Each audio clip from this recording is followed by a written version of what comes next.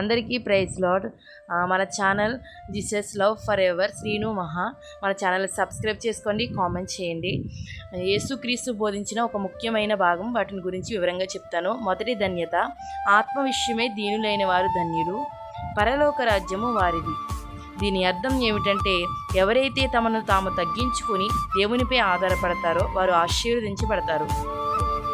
రెండవ ధన్యత, దుఃఖపడేవారు ధన్యులు, వారు ఓదార్చబడుదురు.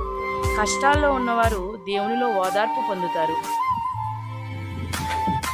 మూడవ ధన్యత, సాత్వికులు ధన్యులు, వారు భూలోకమును స్వతంత్రించుకుందురు. వినయముతో శాంతంగా ఉండేవాళ్ళు దేవుని ఆశీర్వాదాలు పొందుతారు.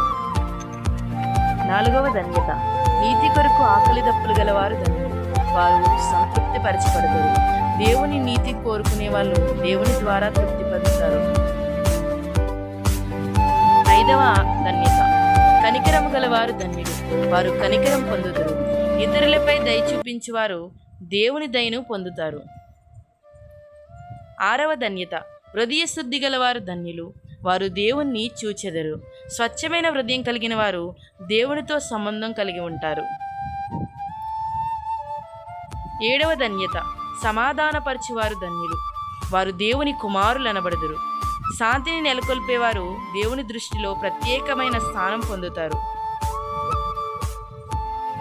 ఎనిమిదవ ధన్యత, నీతి నిమిత్తము హింసింపబడేవారు ధన్యులు, పరలోక రాజ్యము వారిది.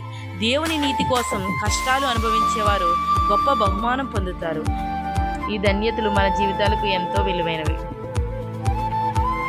వీడియో నచ్చినట్లయితే లైక్ చేయండి, మన ఛానల్ని సబ్స్క్రైబ్ చేసుకోండి, కామెంట్ చేయండి, షేర్ చేయండి.